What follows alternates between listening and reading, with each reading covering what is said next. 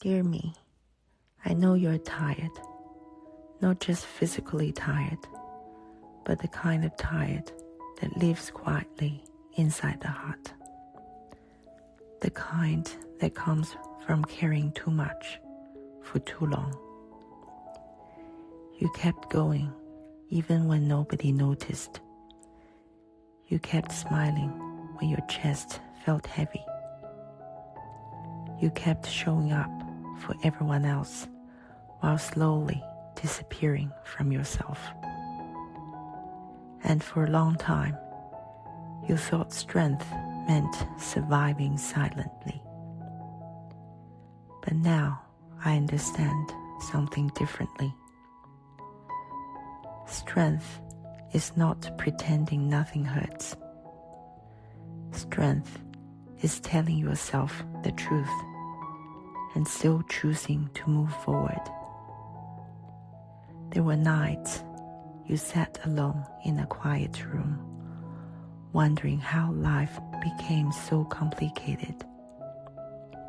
You questioned yourself, your choices, your worth. You replayed conversations in your head. You blamed yourself for things that were never fully yours to carry. And maybe nobody saw it. Maybe the world only saw a woman functioning, working, driving, cooking, replying, organizing, smiling politely. But inside, you were exhausted, not because you were weak, but because you were carrying the emotional weight of too many people. And somewhere along the way, you forgot you were a person too.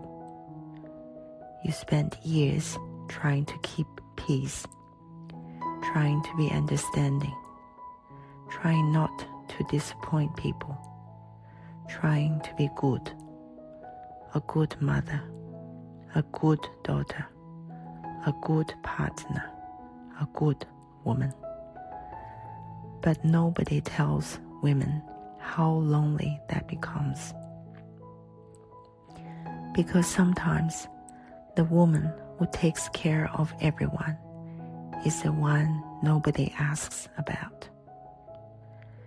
And still, look at you. You survived things that once made you think you would completely break.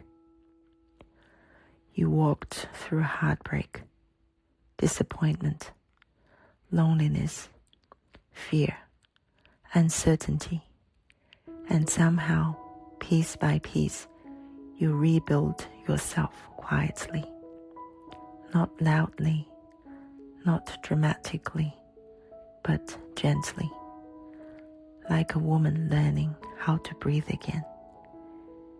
You're not the same person anymore, and that is not a tragedy.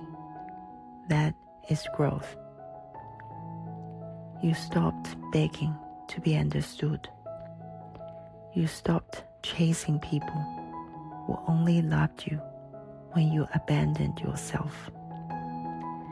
You started protecting your peace, your energy, your softness, and maybe some people call that selfish. But it isn't. It's survival. You finally realized that constantly sacrificing yourself does not make you lovable. It only makes you invisible. So now, you're learning to choose yourself too, not instead of others, but alongside them. You're learning that rest is not laziness. Boundaries are not cruelty, and being calm does not mean you have given up. Sometimes calm is the strongest thing a woman can become, because peace is expensive. It costs illusions. It costs unhealthy attachments. It cost the version of you that kept accepting less just to avoid being alone. But look at yourself now. You're still here, still loving, still trying, still capable of joy. That matters. And maybe your life doesn't look the way you imagined years ago. Maybe some dreams changed. Maybe some people left. Maybe some chapters ended painfully. But your story is not over. In fact, this might finally be the chapter where you return to yourself. The chapter where you stop shrinking. The chapter where you stop apologizing for needing peace. The chapter where you realize you do not need to become harder to become stronger. You can stay soft and still survive. You can stay kind and still have boundaries. You can still believe in love without abandoning yourself. So dear me, thank you.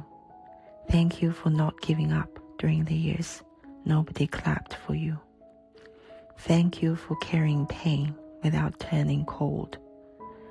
Thank you for continuing even when you are scared.